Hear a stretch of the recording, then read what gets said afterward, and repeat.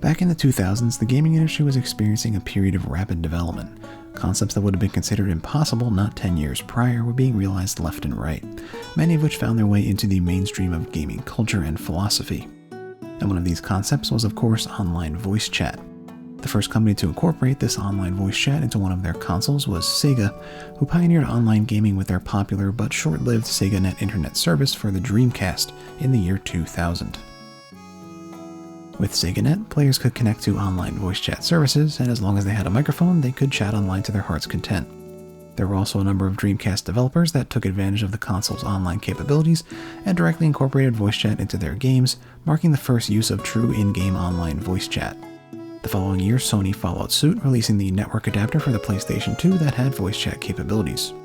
And the year after that, in 2002, Microsoft launched Xbox Live, which, you guessed it, also had voice chat. I will soon experience complete oneness with an interconnected global community of game warriors. But what about Nintendo? Well, as we've talked about a number of times, after the GameCube didn't quite live up to their expectations in terms of sales, Nintendo seemed to decide to take a different approach to the console market.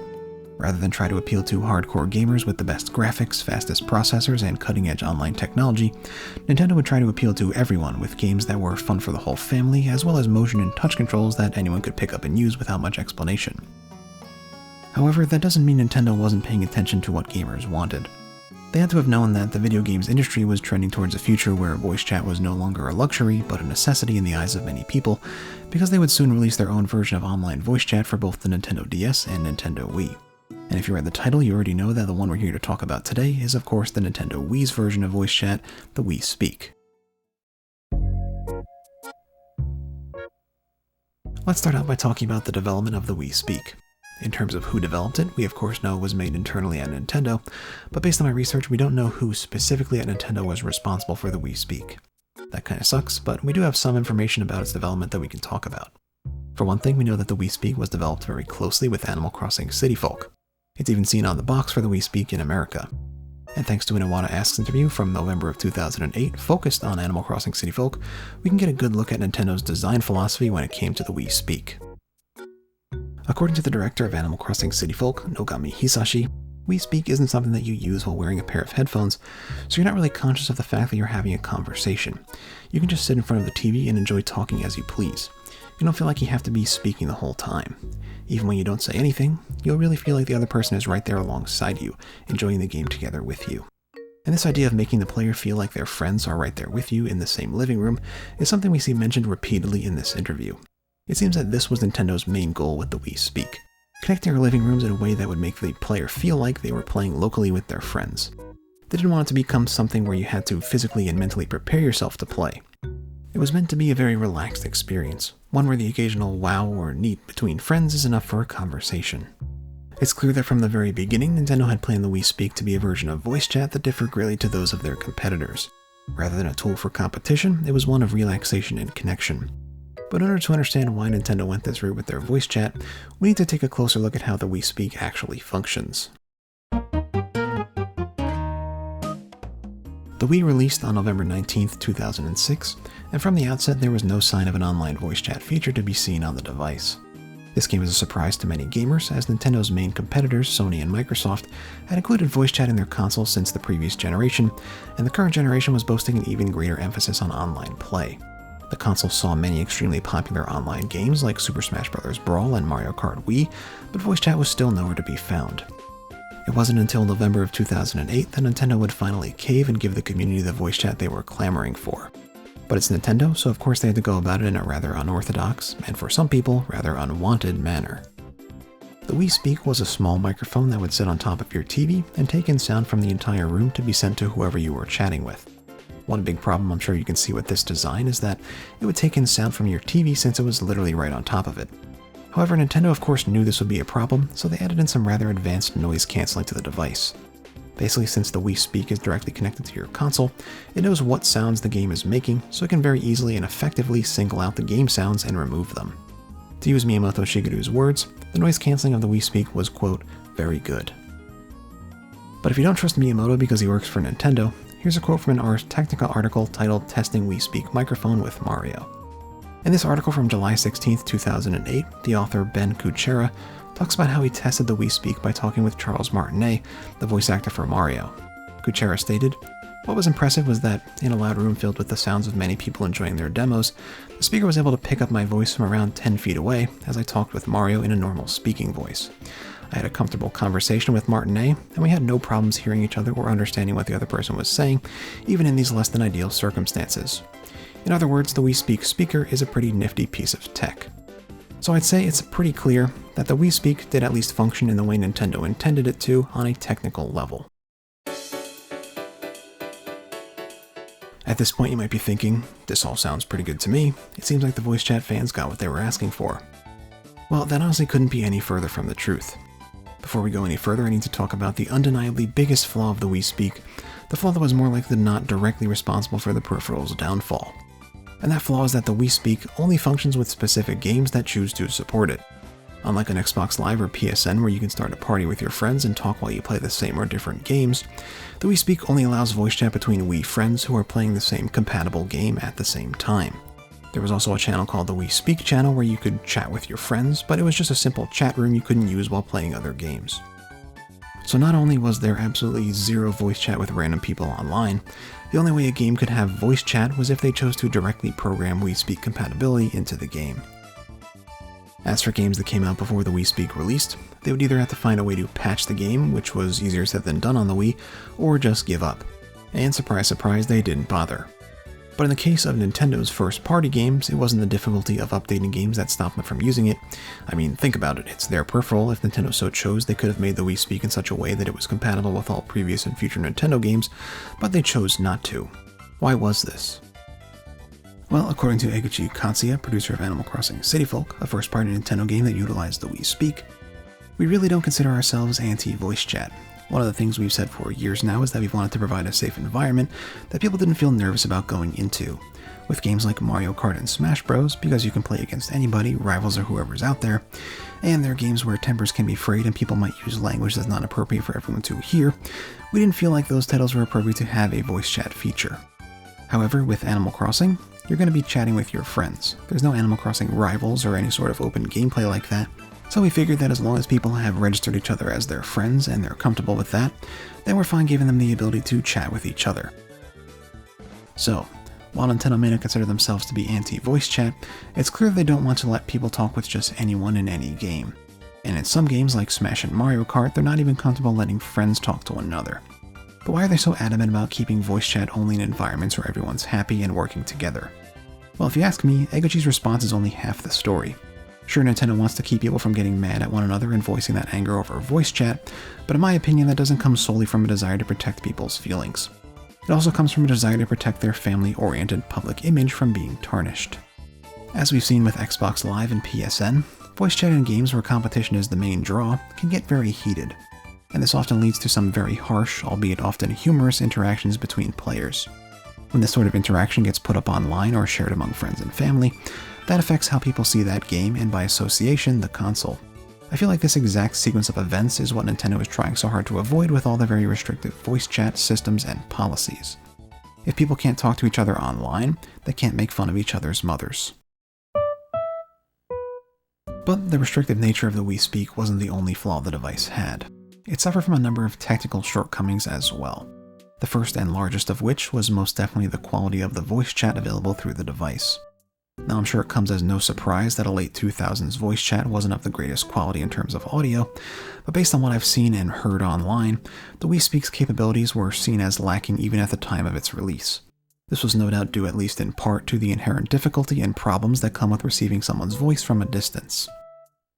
Like I said earlier, the Wii Speak was meant to be positioned on the TV while the player sat a ways away on the couch or in a chair or whatever you sit on when you play video games. It's a problem that Nintendo introduced for themselves when they decided to go the route of including the whole living room in the conversation, and not just a single player. This was clearly a part of Nintendo's strategy to appeal more to families, but in terms of gamers looking forward to Nintendo's voice chat, it wasn't really what they were looking for the most part. The other flaw that the Wii Speak suffered from, on a technical level, was the echo that would ensue if one person had their TV's volume turned up too high. While the Wii Speak was able to single out and eliminate game sounds, it seems the same cannot be said for the player's own voice. If you were chatting with someone who had their TV's volume cranked, something you would probably need to do if you were sitting far away, You could often hear your own voice come back at you through your TV's speakers. This is by no means a huge problem, and I'm well aware that echo is an issue on most voice chat services, but in the case of the Wii Speak, it was just another nail in the coffin. But now let's take a quick break and take a look at the internals of the Wii Speak, in case anyone out there was curious what's going on the inside. First things first, we're going to need a tri-point screwdriver here because this is a first-party Nintendo peripheral and they can never make things easy on us. There's two sections to the device that we can take a look at. One is a box that's found partway up the cable, and the other is the mic itself. Let's start with the box. There's a total of 4 tri-point screws, one in each corner, that once removed will allow us access to the internals. I honestly don't know what I was expecting. Yeah, it's pretty boring in here, there's just a bunch of different sized chips. The big centralized chip, labeled Main MMU, is a memory management unit that appears to have been manufactured in Korea. Memory management units, true to their name, manage memory by making sure all processes have access to their required amount of memory, among other things. There's also a slightly smaller secondary MMU just to the left of the main one. In the top left corner, we have a chip labeled AKM AK5702, which is an analog to digital converter. Its job is to most likely convert the analog sound signal picked up by the microphone and convert it into a digital one. This is also reinforced by its close proximity to the microphone's cables on the board. Lastly, we have another rather small chip labeled ATmel90 USB 162. According to the company's website, this chip is a microcontroller, which is essentially a small, very simplified version of a normal processor. So this is probably the most important chip on here. Moving on to the actual microphone housing, at first glance it might seem rather hard to open up, but if we turn the device over, we see a number of those pesky rubber feet developers love to hide screws under. And as you can probably tell based on the fact that my Wii Speak is missing a rubber foot, I've already opened this up once before. If you've ever opened up a device that has hidden screws, you know that sometimes they just don't come off right and you end up with a broken foot or two. Luckily, there's only 2 screws here that can be found under the middle 2 feet. Peel up the feet with a flat head or some kind of spudger, unscrew the 2 screws, pull the mic apart, and voila, the internals. This time you've of course got the microphone located in the dead center of the device. It's not really anything special, but it is the most important piece of equipment in the whole device, so it's definitely worth noting. Other than that, we have a small LED light on the underside of the small board connected to the mic that lights up when the Wii Speak is in use. It was Nintendo's way of letting you know that you're being listened to right now. And that pretty much does it for all the internals. I should mention that the microphone portion of the device is pretty difficult to assemble. The first time I took mine apart, it took me nearly 30 minutes just to figure out how it went together, so yeah, there's that. But getting back to the matter at hand, let's talk about why I called this device a failure in the title of the video. I've already talked about the flaws the device has, but having flaws doesn't necessarily mean a device is a failure. However, having only 13 games that support voice chat through your peripheral, only one of which is a first-party title, does make it a failure in my opinion. Nintendo had this grand idea of connecting our living rooms through the Wii Speak, but at the end of the day they only ever released a single game that supported it. More than anything else, this shows how little they were actually willing to commit to this idea. To them, it might have been nothing more than a way to say, hey, we have voice chat too. Nintendo had the opportunity to harness the cool and interesting technology they packed into the Wii Speak, like the noise cancellation and the whole room voice chat, by making it usable in a wide variety of games, even if you could still only talk to friends. I know that for me, talking to random people through voice chat isn't really something I need in a console, but being able to talk to my friends is something I personally really enjoy. Making voice chat friends only but available in any game would have not only solved the issue of online harassment, but also made the community happy. It was an easy win-win, but Nintendo is Nintendo, so they did things in their usual Nintendo way. Sometimes that can be a great thing, but in this case it meant the downfall of the Wii Speak. Not even 2 years after the peripheral released, Nintendo began to wind down production, stating that continued production would be based on consumer demand. This was the PR speak way of saying, no one's buying these things, so we're going to stop making them. Nintendo even went as far as telling High Voltage Software to not use the Wii Speak for their upcoming first-person shooter, Conduit 2. They actually told them not to use it. That's how much they wanted the Wii Speak to just go away. Even Nintendo themselves consider the device a failure, but obviously for various PR reasons they couldn't just come out and say it. It's a shame because Nintendo had the ability to make the Wii Speak into a glorious success, but instead chose to let it go the way of many of their other peripherals that we've seen wither away and die due to lack of support over the years. I personally owned a Wii Speak as a kid, and the reason I got it was in anticipation of the ability to play games and talk with my friends and family online. but sadly the only game I ever owned that had Wii Speak support was Animal Crossing City Folk, a game none of my friends were interested in. So as far as I can remember, I never even got a chance to use the device. If that's not a failure of your fans, then I don't know what is. But what about Nintendo's voice chat escapades following the Wii Speak? Well, the Wii U had a microphone directly in the gamepad, but that mic was, as far as I'm aware, never used in-game. It was only ever used for the Wii U video chat app. For other games, you needed to use a third-party mic, which is just a baffling decision. But not only that, once again Nintendo refused to use voice chat in their first-party games to any substantial degree. It was essentially the same situation, if not worse, than what we saw on the Wii. As for the current Nintendo console, the Nintendo Switch, it is a little bit better. There are a number of big Switch games like Splatoon 2 and Smash that support voice chat, but once again, as far as I know, that only works among friends. You also have to go through the super clunky Nintendo Switch Online app, which is not a great experience.